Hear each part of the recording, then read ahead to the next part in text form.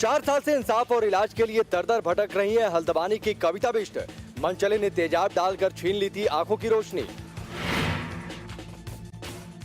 कविता अब किसी को अपना चेहरा नहीं दिखाना चाहती। हर वक्त चेहरे को रुमाल या दुपट्टे से ढके रखती हैं। आंखों पर काला चश्मा लगाए रखती हैं ताकि उसे देखकर कोई डर न जाए। कविता बचपन से ऐसी नहीं थी। 4 साल पहले तक लोग उसकी खूबसूरती की तारीफ किया करते थे। घर की आर्थिक स्थिति कमजोर होने के चलते कविता नोएडा की एक फैक्ट्री में काम करती थी। वहीं एक मनचले ने कविता का चेहरा महज इसलिए तेजाब से जला दिया था क्योंकि कविता ने उससे शादी करने से इनकार कर दिया।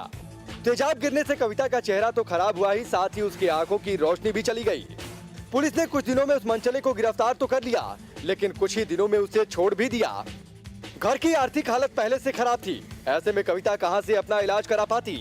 डॉक्टरों का कहना है कि कविता के आंखों की रोशनी वापस लाने और चेहरा ठीक करने में 5 लाख से ज्यादा का खर्च आएगा। ऐसे में कविता इलाज और इंसाफ के लिए दर-दर भटकने को मजबूर हो गई है। कविता की जिंदगी को बर्बाद करने वाले को तो सजा नहीं मिली और अब उसे नए सिरे से जिंदगी शुरू करने के लिए भी मदद नहीं मिल रही है।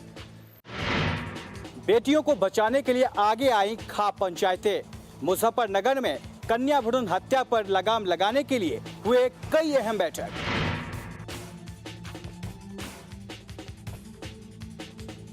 बेतुके फरमानों के लिए जाने जाने वाली खाप पंचायतें एक बार फिर चर्चा में हैं। तितावी क्षेत्र के गांव नगला जशोई में सर्व जातीय खाप पंचायत बैठी तो लगा कि फिर कोई नया फरमान जारी होने वाला है। हालांकि जब पंचायत खत्म हुई और फैसला आया तो धारणा बदल गई। इस बार खाप पंचायत ने बेटियों को बचाने के लिए कई अहम फैसले लिए।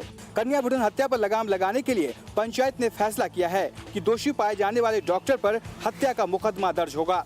यही नहीं, जो परिवार कन्या भ्रूण हत्या में लिप्त पाया जाए उसका सामाजिक बहिष्कार किया जाएगा। पहली बार खाप पंचायतों में महिलाओं और लड़कियों को भी शामिल किया गया। खाप ने इस फैसले के साथ ही बेटियों को बचाने के लिए मुहिम चलाने का ऐलान किया है। लक्ष्मी मानी जाती है बेटी। किस तरह से रोका जाता है इस बात को? हम समझाएंगे प्रति व्यक्ति को, समाज में हम बिल्कुल बजा दिया हमने। हम जगह जगह पंचायतें करेंगे, घर घर जाएंगे, हम पूरा प्रयास करेंगे हम इस त्रुटि को रोकने के लिए कि ये पाप ना हो और हमारी संस्कृति बची रहे। अपने इस कदम के साथ खाप ने यह साबित कर दिया कि वो सिर्फ बेतुका ही नहीं बल्कि समाज की भलाई के लिए कुछ अच्छे फैसले भी करना जानती है। वाराणसी के 2 डिग्री कॉलेजों ने मोबाइल के ईयरफोन के इस्तेमाल पर लगाई पाबंदी। एक ने कहा जीन्स पहनने वाले स्टूडेंट की कॉलेज में नहीं होगी एंट्री। कॉलेज में स्टूडेंट को स्कूल के मुकाबले कहीं ज्यादा आजादी मिलती है और ये आजादी इसलिए दी जाती है क्योंकि कॉलेज प्रशासन को लगता है कि अब ये स्टूडेंट इतने समझदार हो गए हैं कि अपना अच्छा बुरा खुद समझ सकते हैं। लेकिन उदय प्रताप कॉलेज में स्टूडेंट के मोबाइल के ईयरफोन लगाकर आजादी से बात करने पर पाबंदी लगा दी गई है। ऐसा ही कुछ फरमान महात्मा गांधी काशी विद्यापीठ ने भी सुनाया है। कॉलेज प्रशासन ने यह भी कहा है कि जो स्टूडेंट इस पाबंदी का उल्लंघन करेंगे उन पर 200 रुपए का जुर्माना लगाया जाएगा। ईयरफोन के इस्तेमाल के साथ साथ कॉलेज में स्टूडेंट के जीन्स पहनकर आने पर भी पाबंदी लगाई गई है। स्टूडेंट का कहना है कि कॉलेज प्रबंधन का यह फैसला सरासर गलत है और वो आने वाले छात्र संघ चुनाव में इस फैसले को मुद्दा बनाएंगे। कॉलेज प्रशासन का यह फैसला स्टूडेंट को रास नहीं आ रहा है, लेकिन प्रबंधन का कहना है कि स्टूडेंट की भलाई के लिए ऐसा करना जरूरी है।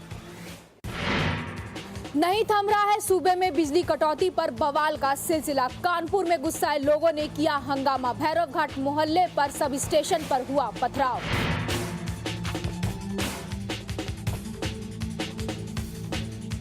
गुस्से से पागल हो रहे ये लोग भैरव घाट मोहल्ले के रहने वाले हैं। लगातार बिजली कटौती से परेशान लोगों का सब्र जवाब दे गया और ये सड़क पर उतर आए। भैरव घाट के बिजली सब स्टेशन पर लोगों ने हमला बोल दिया और जमकर ईंट पत्थर बरसाए। यही नहीं, इस रास्ते से गुजरने वाली गाड़ियों पर भी इनका गुस्सा फूटा।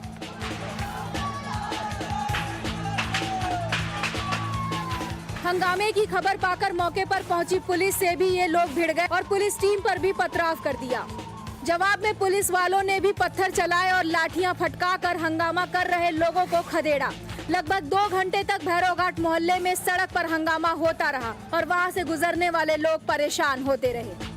बिजली को लेकर इससे पहले सूबे के कई और जिलों में लोगों का गुस्सा उग्र रूप ले चुका है और सूबे में बिजली का जो हाल है उससे ये सिलसिला थमता नहीं दिख रहा। गोरखपुर विश्वविद्यालय के छात्रों ने किया प्रदर्शन। छात्र संघ चुनाव और जल्द रिजल्ट घोषित करने की कर रहे हैं मांग।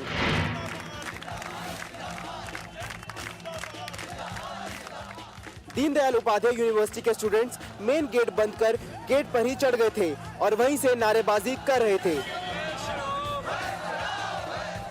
इन छात्रों का कहना है कि नया सेशन शुरू होने वाला है और अभी तक कई परीक्षाओं के रिजल्ट नहीं आए हैं।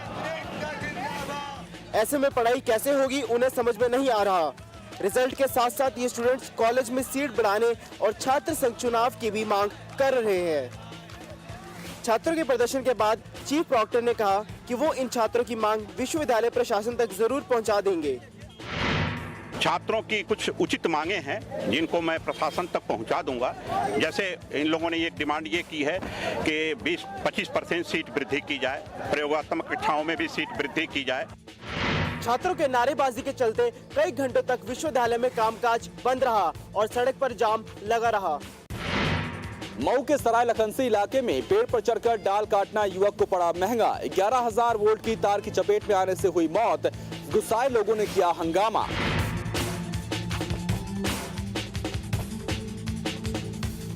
पेड़ से झूल रही ये लाश विकास की है। विकास इस पेड़ पर वो डाल काटने के लिए चढ़ा था जो बिजली के तारों पर गिरी हुई थी।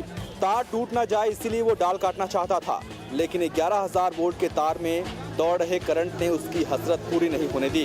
करंट की चपेट में आने से उसकी मौत हो गई। शाम को 3:30 बजे हुई इस घटना के बाद घंटों पेड़ से लटकता रहा, जिससे गांव वालों का गुस्सा भड़क गया और उन्होंने सड़क पर जाम लगा दिया। बाद में मौके पर पहुंची पुलिस के साथ उनकी झड़प भी हुई। मरा है किसके घर का, कौन मरा है, लाश की चिंता किसी बनाएंगे, लागत किसी को करवाएं। सर वो भी काम वो तो काम आप भी करवा सकते हैं। चिंता है वही कर रहा है। क्या कर रहे हैं आप यहाँ खड़े खड़े क्या कर रहे हैं, क्या कर रहे हैं, क्या कर रहे हैं यहाँ पे, देख रहे हो दिन रात बच्चों दिख रहे हैं, क्या कर रहे हैं आप, क्या कर रहे हैं, मजाक उड़ा रहे हैं। घंटों चले हंगामे के बाद जब प्रशासन के आला अधिकारी मौके पर पहुंचे और पीड़ित परिवार को मुआवजे का भरोसा दिया, तब जाकर लोगों का गुस्सा शांत हुआ। गुड़गांव स्थित मारुति कारखाने में कर्मचारियों और प्रबंधन के बीच हुआ विवाद। जमकर हुई तोड़फोड़ और आगजनी। प्लांट हेड की मौत, 87 मजदूर हिरासत में।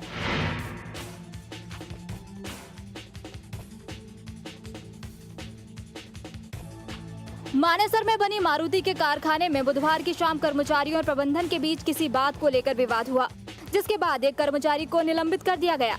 जिसके बाद कर्मचारियों ने काम ठप कर दिया। प्रबंधन ने बातचीत की कोशिश की तो बात बढ़ गई और गुस्साए कर्मचारियों ने तोड़फोड़ और आगजनी शुरू कर दी।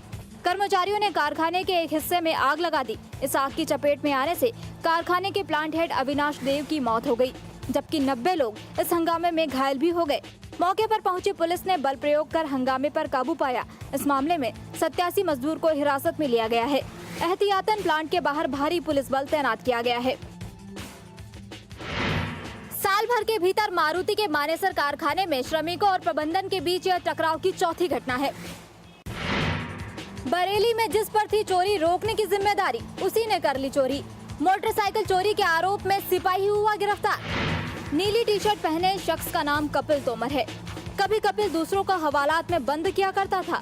सिपाही होने के नाते चोरों को पकड़ा करता था, लेकिन इस वक्त वह खुद चोरी के आरोप में हवालात में बंद है।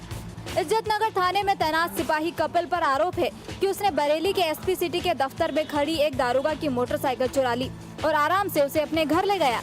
दारोगा ने इस मामले में चोरी की रिपोर्ट दर्ज कराई थी। इसी बीच उन्हें कहीं से खबर मिली कि उनकी गाड़ी कपिल के घर पड़ी है। इसी सूचना पर जब कपिल के घर की तलाशी ली गई तो पुलिस वाले ये देखकर हैरान रह गए कि दारोगा की मोटरसाइकिल सिपाही कपिल के घर पड़ी है। इसके बाद कपिल को चोरी के आरोप में गिरफ्तार कर लिया। कपिल इस चोरी के आरोप से इनकार कर रहा है और कह रहा है कि मोटरसाइकिल लावारिस हालत में पड़ी थी, जिसे वो उठाकर अपने घर ले आया।